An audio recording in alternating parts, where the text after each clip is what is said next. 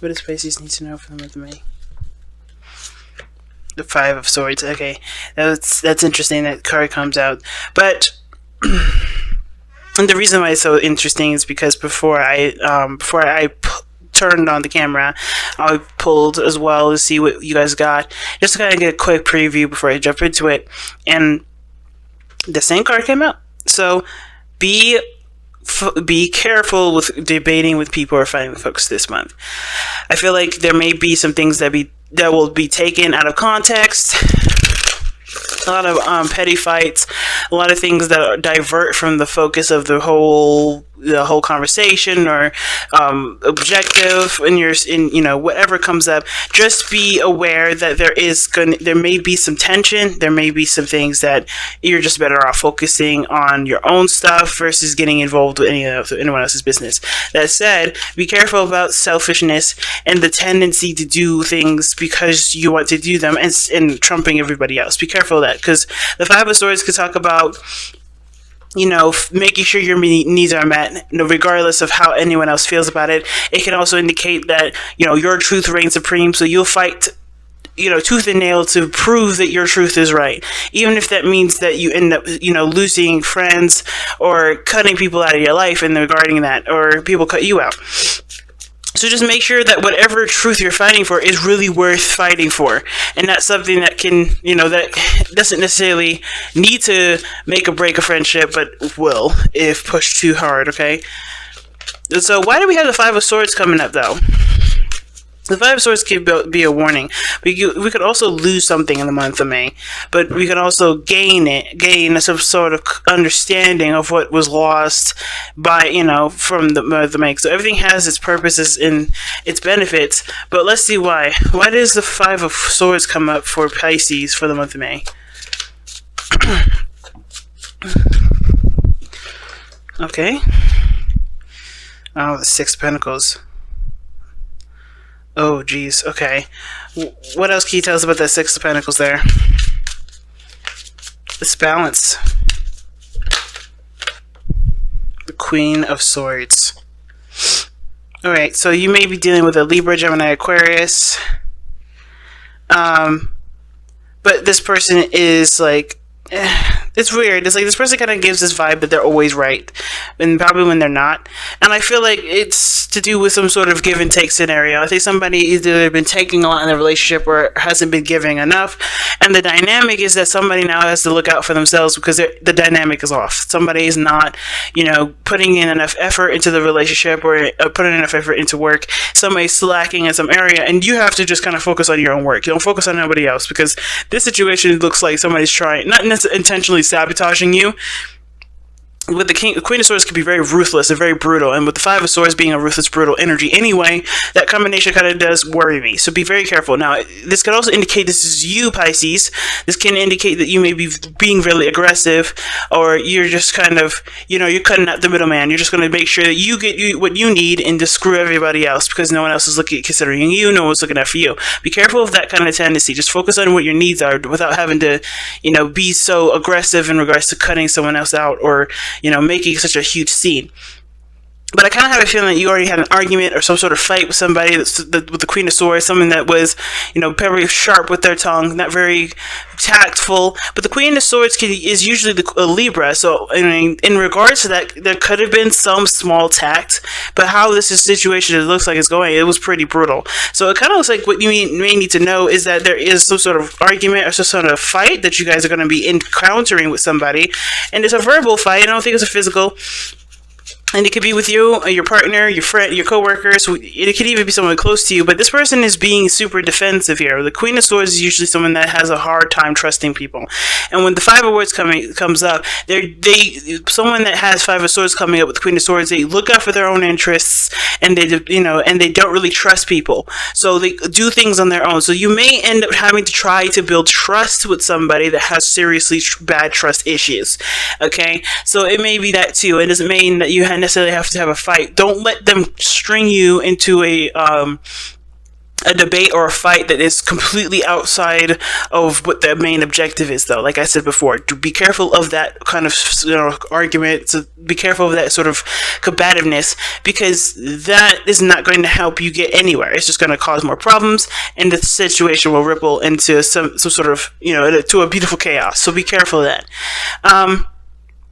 But I do feel like with the Queen of Swords coming up here, this person that you may be dealing with, you may have to try, you may want to try to balance things out, try to make things work, and you probably want to show them that they don't have to kind of undermine you or do something, or make sure that they are considered, they don't have to do ruthless stuff to get what they want. They can work together and achieve that same goal. There may be compromises that may need to come into place, because the Five of Swords can also indicate compromise and cooperation and working together, as well as the opposite of being ruthless, selfish, and looking out for your own best interest. But I feel like with the Queen of Swords, she's looking for her own best interest because she's been hurt before, and she's not necessarily open to getting hurt again. She's making sure that she gets what she needs, and that's it. Now, this doesn't have to be a female. This could be a male that you're dealing with as well.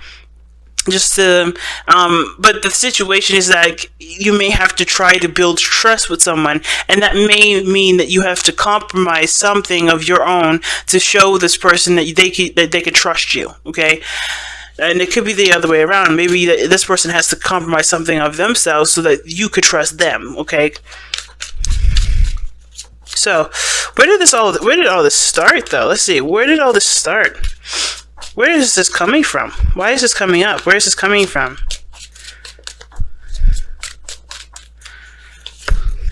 Oh, the Emperor. This coming from the Emperor. Somebody is super stubborn or super controlling in the relationship. That's where it's coming from. Somebody was being super controlling, and they weren't compromising or working with anybody in the relationship. They were just their way or the highway, and that's it. So now it's kind of caused a ripple effect where somebody is not interested in hearing what anyone else has to say. They're getting what they want, and they're not having it. Now, it could have been that someone else was extremely controlling, and now this person is retaliating, or or it could be that the same person that's being stubborn can't get their way anymore, so now they're doing anything everything that they can to make something happen. Okay. Why is the Emperor coming up to explain why all this is coming up? Because of the Six of Cups. Now, something tells me that they lost something that made them happy, because the Six of Cups is usually the past, and it doesn't necessarily mean that you lose something, but the Six of Cups is something that reflects on a time of innocence. So someone became harder because of some sort of instance in the past, or because of something that from a situation that was once nice. I think they've hardened up from a situation that made them happy at one point. Okay. And I feel like this past energy is what's made them so, hard to negotiate, hard to work with, hard to deal with. But I think they don't mean to be overbearing. I think they want to make sure that they don't get hurt like that again, which is why this dynamic is so off, and why there may need to be compromises on your part or on their part, depending on who's the one that made this person. Either it could be no one in the relationship to blame at all, but it's just about extending an olive branch sometimes too. How is this impacting the relationship specifically?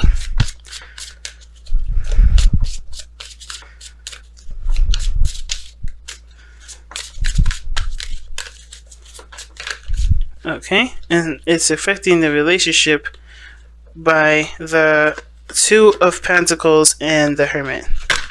It's a lot of trying to keep the balance, trying to keep things from collapsing, and that does end up making things feel extremely lonely. I think the situation is that the problems are being not necessarily ignored, but overlooked at the moment, because they're just there's a decision on how there needs to be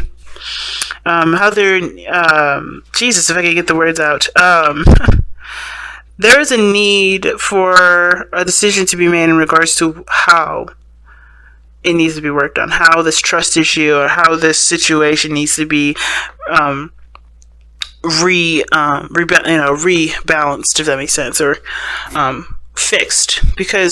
But I think this is also a personal thing too. I think this is also really requiring you to look within in your heart to figure out if there is any place in your life where there could be forgiveness, or if there's any places in your heart where you can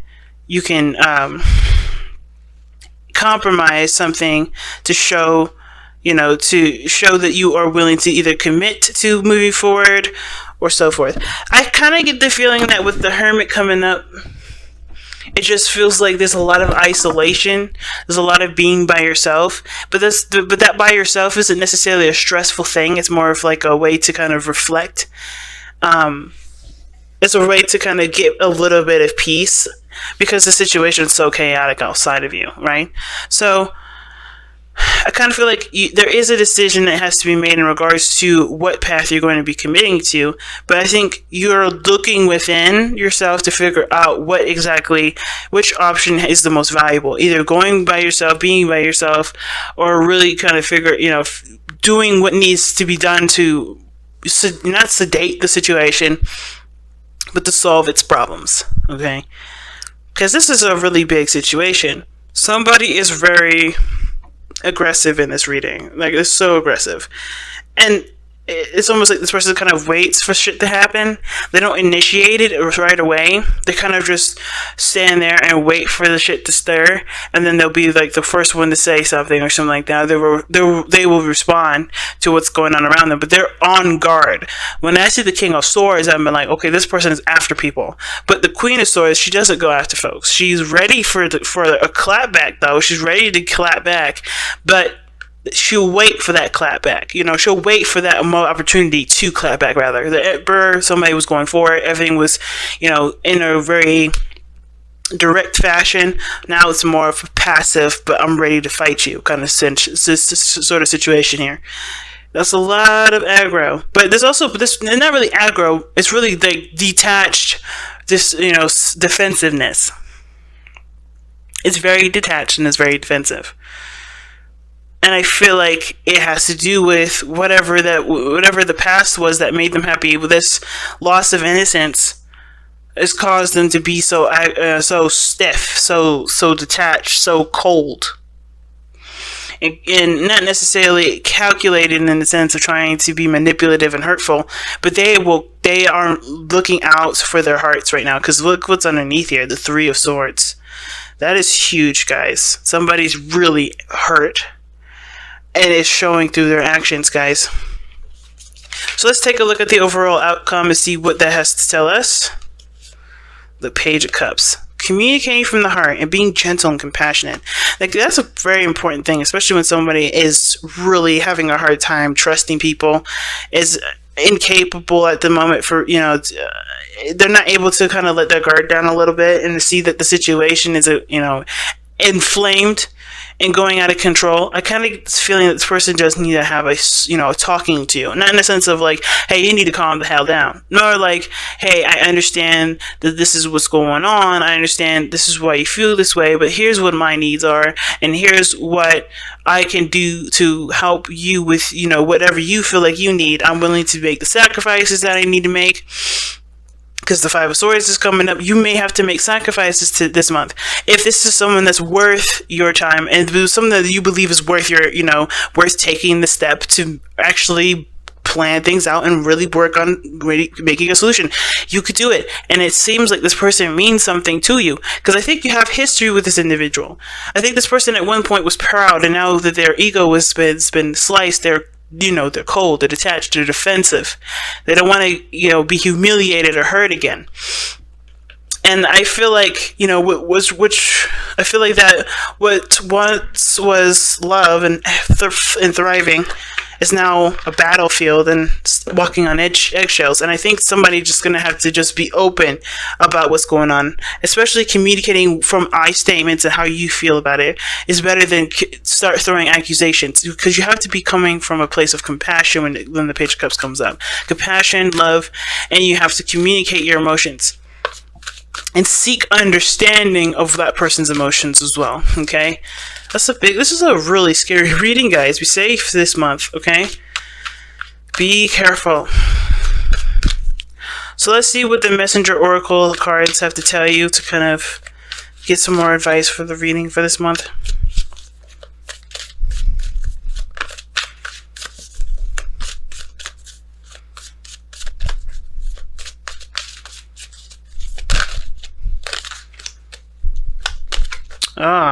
Nourish the soul, and the Hermit did come up.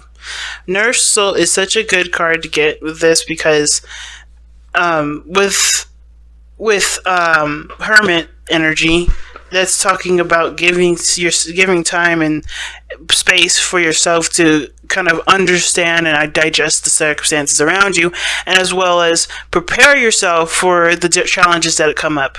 The Hermit is only looking at what he's been through and healing the past, so he can take on the Wheel of Fortune that comes in and later on. He is the 9th card in the Major Arcana, after all. And I feel like right now there is you have to see this from within yourself. I feel like some of you guys may be really triggered and maybe even really hurt by this person.